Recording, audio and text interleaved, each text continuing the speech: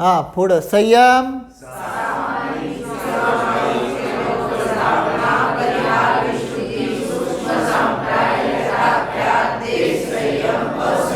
हा ह्या पुढं संयम लावायचं बरं का. सामायिक संयम वर यथाख्यात संयम असं लावायचं आहे.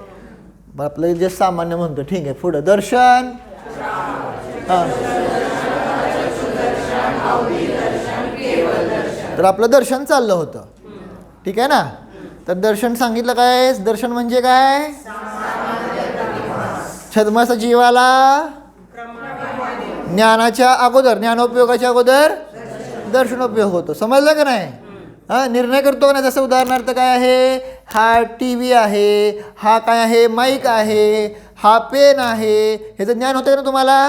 हे ज्ञान होण्या अगोदर जो काय होतोय हे सामान्य प्रतिभास होतो त्याचं नाव काय आहे दर्शनोपयोग. कळलं का नाही.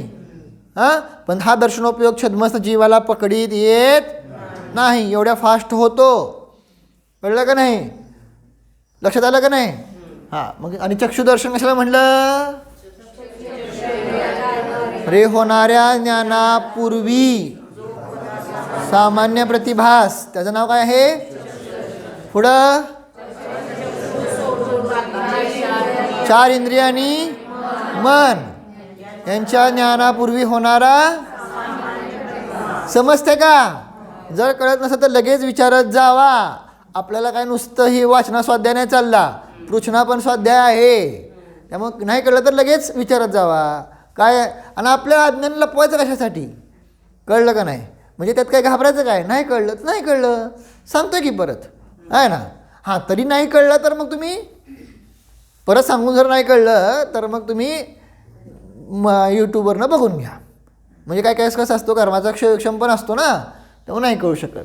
तर मग अशा प्रकारे अचक्षुदर्शन सांगितलं. पुढं अवधी-दर्शन काय सांगितलं. त्याला काय म्हणायचं अवधी-दर्शन ठीक आहे ना. आणि केवल दर्शन इथं बरोबर लावायचं, पूर्वी लावायचा नाही. कळलं का नाही. कारण त्यांना युगपत होत आहे ना. दर्शनोपयोग आणि ज्ञानोपयोग केवलीनं कसं होत आहे युगपत होत आहे. पुढे जाऊया. लेशा कुठल्या कुठल्या. कृष्ण बरोबर. कृष्ण, नील, कापोत, पीत, पद्म, शुक्ल आहे ना. तर त्यापैकी सांगितलं काय आहे. ह्याच्या जर द्रव्यलेशा बघितल्या काय पाहिजे आपण आता द्रव्य बरं का. द्रव्यलेशा म्हणजे द्रव्य म्हणजे काय शरीराच्या आश्रित कथन आहे. आणि भाव म्हणजे काय जीवाच्या आश्रित कथन.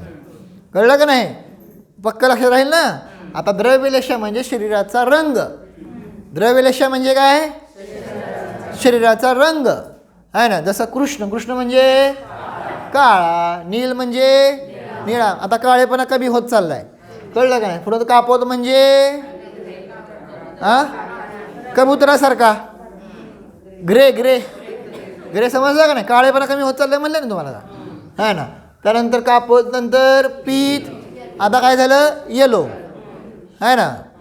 पुढं त्यानंतर पद्म. पद्म म्हणजे गुलाबासारखा, पद्म कमळासारखा हा ना. म्हणजे साधारण गुलाबासारखं साधारण.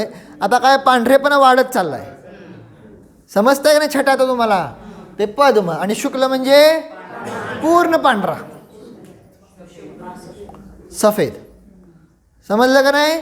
हे काय झालं शरीराच्या द्रव्यलेशा. शरीराच्या द्रव्यलेशा. आणि त्या कुठल्या पण असू शकतात. नाहीतर असं म्हणचाल कृष्ण म्हणजे वाईट असेल आणि शुक्ल म्हणजे चांगला असेल असं काही नाही. कारण आपण तीर्थंकरांच्या पण बघितलेत का नाही हा ना. किती किती तीर्थंकर कसे कसे संख्या सांगा फक्त. आता कलर सांगा कुठले कुठले कलर आहे तीर्थंकरांच्या शरीराचे. 5 कलर. कुठले कुठले. काळा, त्यानंतर निळा, पुढं पिवळा बर हां पांढरा आणि हां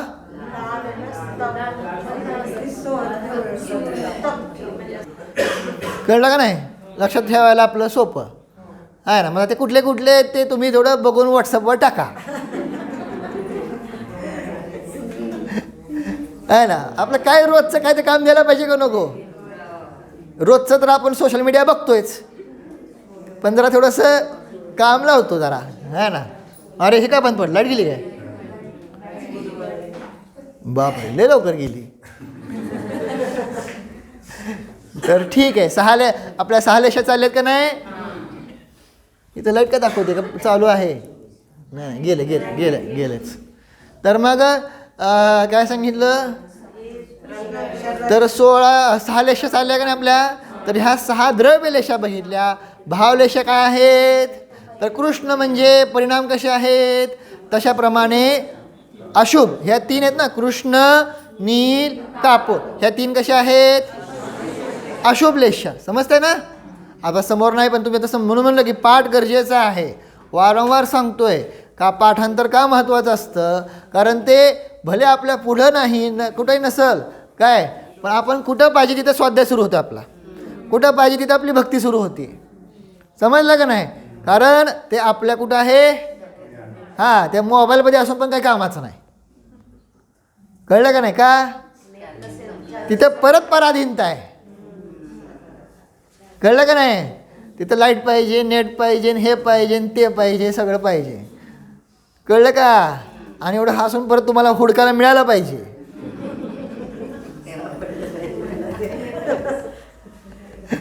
ते तर सगळ्यात मोठं आहे का नाही? समुद्रात सुई हुडकल्यासारखं आहे मोबाईलमधला फोटो हुडकणं म्हणजे, आहे का नाही? सांगायचा अभिप्राय, उद्देश असा. म्हणून ते कुठं पाहिजे? आपल्या ज्ञानामध्ये. कळालं का नाही? प्रयत्न वारंवार सांगत होतो का नाही? म्हणजे शिबिरात पण सांगत होतो, फोटो काढू नका, ज्ञानामध्ये प्रिंट करा, ज्ञानामध्ये कॅप्चर करा. वारंवार सांगतो. जेव्हा आपण कुठं जातोय ना, ठीक आहे ते कुठं शिखरजी असो, हे असो, कारण मरताना ते फोटो काय कामाचा नाही आहे. डोळ्याला दिसलं नाही तर काय करणार ते फोटोला? कानाला नाही ऐकलं तर काय करणार आहे त्या रेकॉर्डिंगला? परंतु ज्ञान चालू असणार मरताना सुद्धा. म्हणून तिथं सांगितलं काय की आपल्या ज्ञानामध्ये त्याला प्रिंट करायचं आहे, ते आपल्याला पुढच्या भावामध्ये उपयोगी पडतं का नाही पडत? आपण प्रथमांगातली गोष्ट पण बघितली आहे का नाही? आहे ना. ती गोष्ट उद्या सांगतो, आहे ना, आता नको, किंवा तुम्ही बघून या, माहिती आहे तुम्हाला, नाही ना. तर सांगायचा अभिप्राय काय आहे की ते ज्ञानामध्ये मग काय चाललं होतं आपलं की हे 3 अशुभलेशा आणि 3 शुभलेशा आहे. समजलं? आणि हे आपण नेहमी उदाहरण बघतो सुद्धा 6 लेशांचं. कुठलं? झाडाचं उदाहरण बघतो का नाही? हां, सांगा मला आता कुठलं कृष्ण रेषेला काय आहे? तो म्हणतोय काय? मुळासकट झाड तोडतो का? आंबा खायचा ना बनून पुढं. त्यानंतर नीलेशाला काय म्हणतोय? मोठ्या मोठ्या फांद्या तोडतो आणि आंबे खातो. झाड कशाला मुळासकट तोडायचं? हां, नीलेशा. कृष्ण नील. पुढं कापोलेशाला काय म्हणतोय? मोठ्या फांद्या कशा तोडायचं? छोट्या छोट्या फांद्या तोडतो आणि आंबा खातो. हां, कृष्ण नील कापोत. पुढं पीत. आता काय म्हणतोय तो? फांद्या कशा तोडायचा? हां, त्याचा काय म्हणतात, गड आहे, गड जो आहे तिथला तेवढा फक्त तोडतो. हा झाला पीत. पद्मलेशाला काय म्हणतो? जेवढं पिकलेले आंबे आहेत काय आहेत ना तेवढेच नुसतं तोडूया, आहे ना. आणि शुक्ललेशाला म्हणतो काय? ते सोपं आहे, खाली पडलेले जेवढे आहेत तेवढे घेतो, आहे ना. तोडायचं कशाला, आहे ना. ह्याच्यावरनं समजतं की नाही?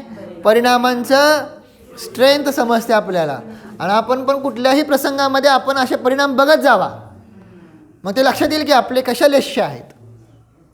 कुठलीही घटना घडली का नाही की काय मग राग आला की काय मुळासकटच उपटून काढतो. कळालं का नाही? मग ही काय झाली? कृष्णलेशा. पहा आपले परिणाम बघा कसे काय होतात, काय करतात ते. कोणी म्हणतो काय, समजा कुठल्या घटनेचा काय प्रसंग आला, पूर्ण अख्खा वंश नष्ट करून टाकतो. काय पूर्ण पृथ्वी काय करून टाकली? काय ती केली की काय क्षत्रिय रहित आणि ब्राह्मण रहित ते केलं का नाही आहे ना. मग ही कुठली लेष्या आहे? कृष्णलेष्या. एकाच्या गोष्टीवरनं सगळ्याला शिक्षा दिली द्विपायन मुनींनी. कुठली लेष्या आहे? समजलं का नाही? म्हणजे अभिप्राय समजतंय का नाही कशा प्रकारे ते हे. मग हे सगळे परिणाम आपण असे पाहायला पाहिजे. नुसतं शिकून नाही, आपल्या रोजच्या जीवनामध्ये आपण कशा प्रकारे ते वागतो आहेत आणि आपल्या ह्या सारख्या बदलतात लेष्या. असं नाही की एकच लेष्या राहते. स्वर्गामध्ये काय आहेत? 3 शुभ, नरकामध्ये 3 अशुभ. हे फिक्स आहे, कळलं का? परंतु मनुष्य तिर्यांच्यामध्ये 6 लेष्या आहेत आणि सारख्या बदलत असतात आहे ना. तर ते आपण त्याचं आपलं पण निरीक्षण करणं आवश्यक आहे. ओ हां, सांप्राय राहिला की सांप्राय. सांप्राय म्हणजे अजून लोभ म्हणते ती. सांप्राय शब्दाचा अर्थ सांप्राय म्हणजे काय बघितलंच नाही. हा, बघून आलाय सांगा, मनाने उत्तर द्यायचं नाही. बघून आलाय का? हां, काय लिहिलं शास्त्रामध्ये? कशालाच म्हणते. हां, आणि मग ते लोभ घटवला. हां, लोभ कषाय आहे. पण सांप्राय शब्दाचा अर्थ काय आहे? तर का अजून कन्फ्युजन येते. त्यांनी बघितलं मग बस. आपल्या ज्ञानाचं प्रामाण्य आपण करायला पाहिजे. सांप्राय म्हणजे कषायचं आहे, कळालं का? हा ना, सांप्राय म्हणजे लोभ नाही, कळालं का नाही? हां, कषाय. हां, मग तो सूक्ष्म कषाय कुठला तर लोभ कषाय आहे का ना. पण सांप्राय शब्दाचा अर्थ काय आहे? कषाय. लक्षात आलं का नाही? तर अशा प्रकारे तिथं सूक्ष्म सांप्राय हे सांगितलेलं आहे. ठीक आहे, कारण स्थूल कषाय मग कुठं आहे? 9व्या गुणस्थानापर्यंत दिसून येतो आणि फक्त इथं सूक्ष्म सांप्राय राहिलेला आहे. तो 10व्या गाण्यामध्ये आहे. ठीक आहे ना.